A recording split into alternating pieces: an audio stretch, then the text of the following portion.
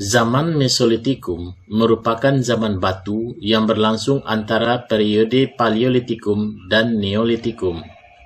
Zaman Mesolitikum ini dikenal juga sebagai zaman batu tengah atau zaman batu madya. Periode Mesolitikum memiliki rentang waktu yang berbeda di berbagai belahan dunia. Begitu pula dengan hasil kebudayaan yang dapat juga bervariasi di berbagai wilayah.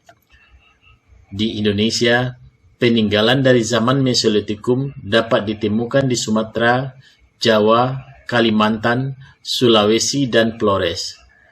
Dari peninggalan itu dapat diketahui tentang kepercayaan, kebiasaan sehari-hari, dan cara manusia purba bertahan hidup.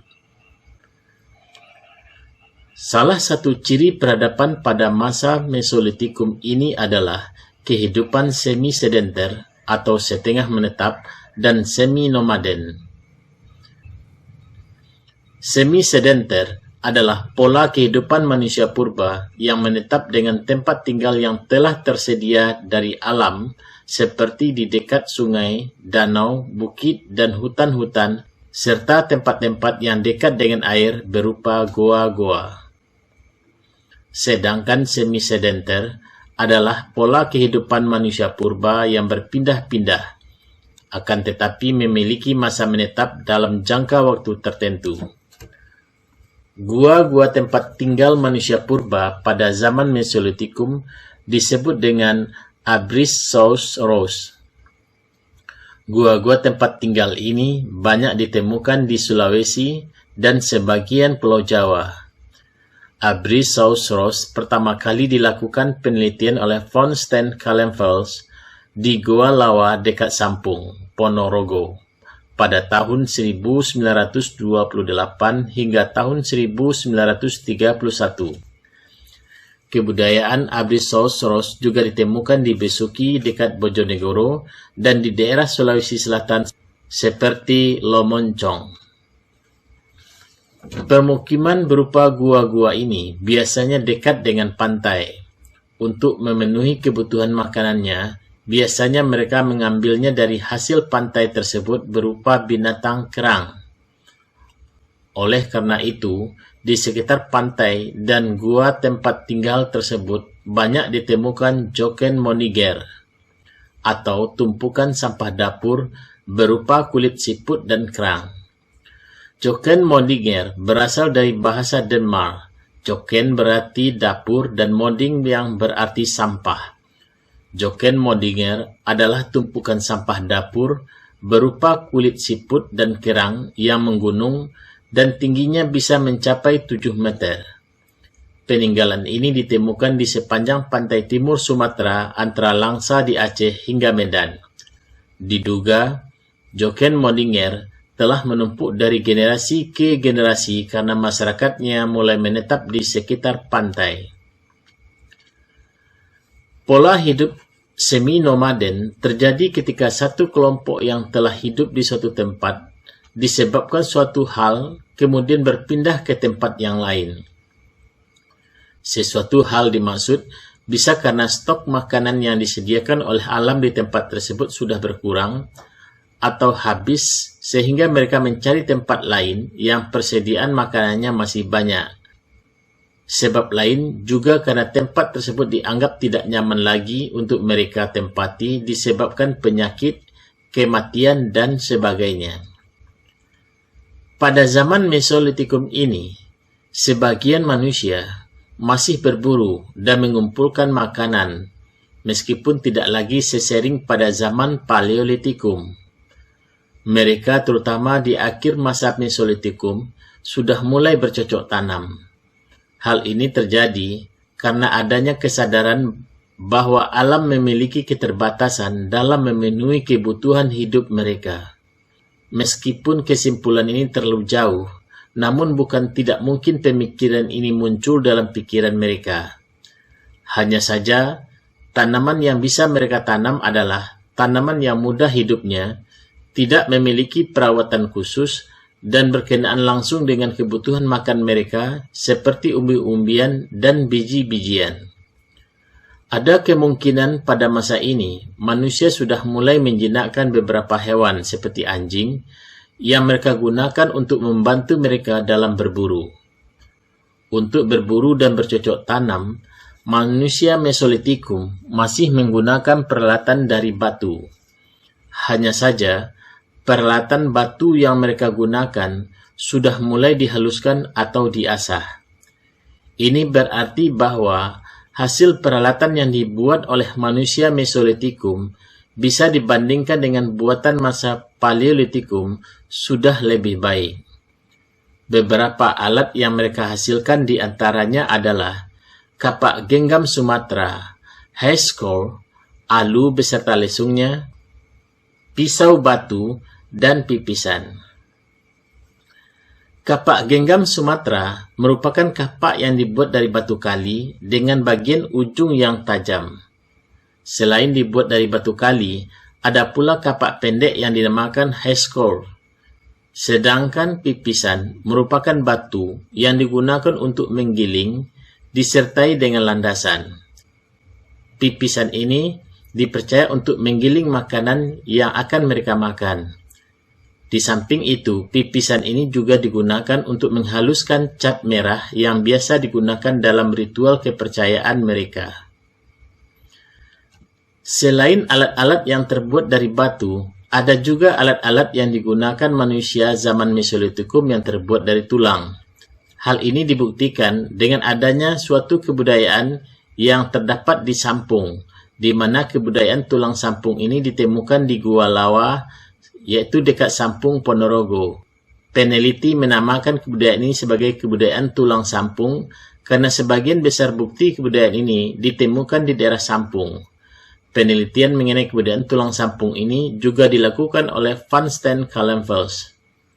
Selain itu, diperkirakan bahwa pada zaman ini manusia mulai membuat alat-alat sederhana dari gerabah atau tanah liat. Hal ini juga disebabkan oleh kehidupan mereka yang mulai agak menetap. Kondisi alam pun sudah membuat mereka merasa lebih tenang untuk menjalani kehidupan dan mulai berkreasi membuat kerajinan. Kerajinan pada zaman Mesolitikum dibuat dengan cara memilin dan menumpuk tanah liat menggunakan tangan. Tahap akhir pembuatan gerabah ini adalah dengan membakarnya. Cara sederhana ini sudah menunjukkan kemajuan peradaban manusia pada akhir zaman Mesolitikum.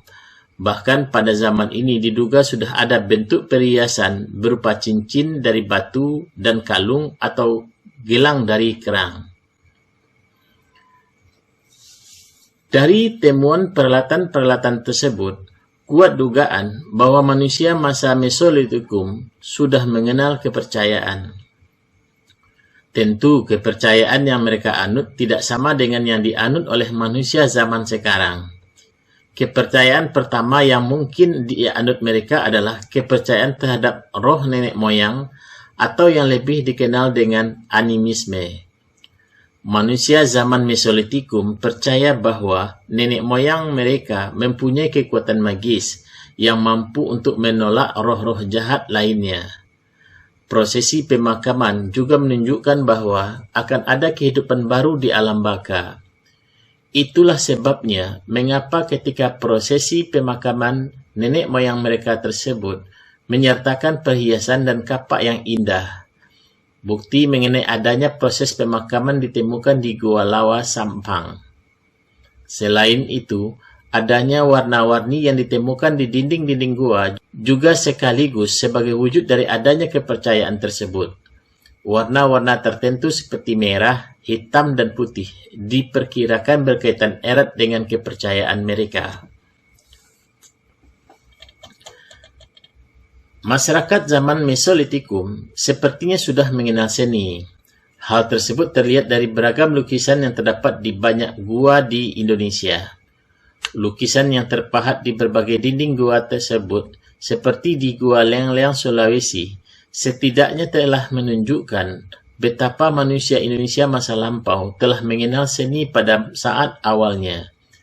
Di sisi lain, peninggalan berupa manik-manik dari kulit kerang yang ditemukan di beberapa gua menunjukkan bahwa manusia Mesolitikum sangat mengenal adanya seni tersebut.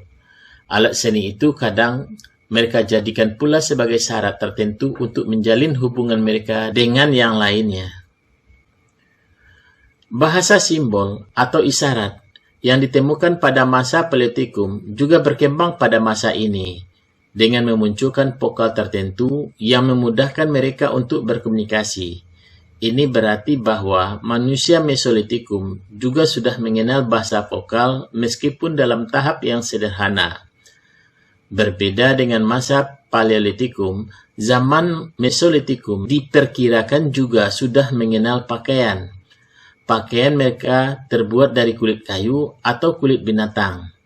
Tentu pakaian mereka cukup menutupi hal-hal tertentu pada bagian tubuh mereka. Pakaian dari kulit kayu mereka peroleh dengan menebang sejenis pohon yang memiliki serat yang cukup baik dan lentur. Kulit kayu tersebut kemudian mereka kupas. Selanjutnya mereka lemaskan dengan cara memukul-mukulnya dan kemudian dikeringkan sehingga bisa mereka gunakan. Sedangkan yang dari kulit binatang cukup dengan menguliti kulit hewan buruan mereka dan kemudian mereka jemur dan diolah dengan cara yang sangat sederhana sehingga bisa mereka gunakan sebagai pakaian.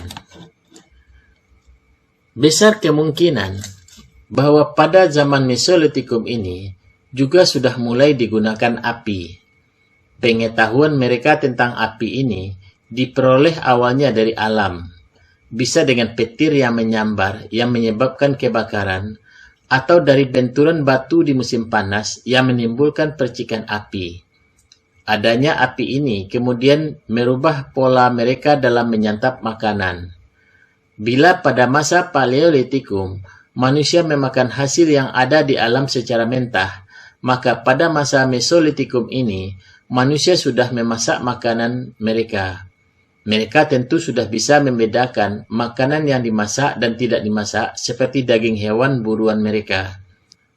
Api yang mereka gunakan tentu tidak bisa mereka andalkan dengan cara yang diberikan oleh alam begitu saja, seperti dari bekas petir. Mereka kemudian berpikir bagaimana pula memunculkan api sehingga berkembang pula teknologi menghasilkan api, seperti dengan membenturkan sendiri batu-batu tertentu atau dengan menggesekkan kayu-kayu tertentu yang kemudian menimbulkan panas berupa api. Akhirnya, api bisa mereka ciptakan sendiri.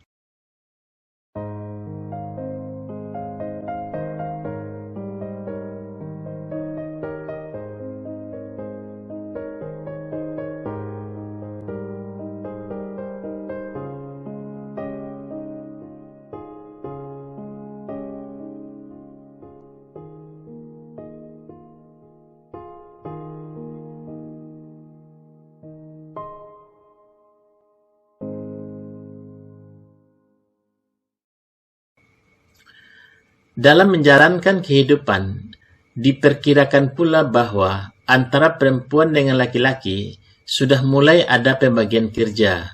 Misalnya untuk berburu dan membuat rumah atau pondok sederhana menjadi tugas laki-laki. Sedangkan untuk menanam umbi-umbian dan memasak di dapur menjadi tugas perempuan. Kalaupun ada pemimpin, biasanya pemimpin dipilih secara sederhana, yaitu siapa yang dipandang memiliki kelebihan dan kekuatan serta mampu melindungi mereka akan dipilih sebagai pemimpin. Cara-cara seperti ini sering disebut dengan primus inter pares. Demikian peri kehidupan pada zaman Mesolitikum. Selanjutnya kehidupan semakin berkembang ke arah yang lebih baik ketika manusia berada di zaman Neolitikum.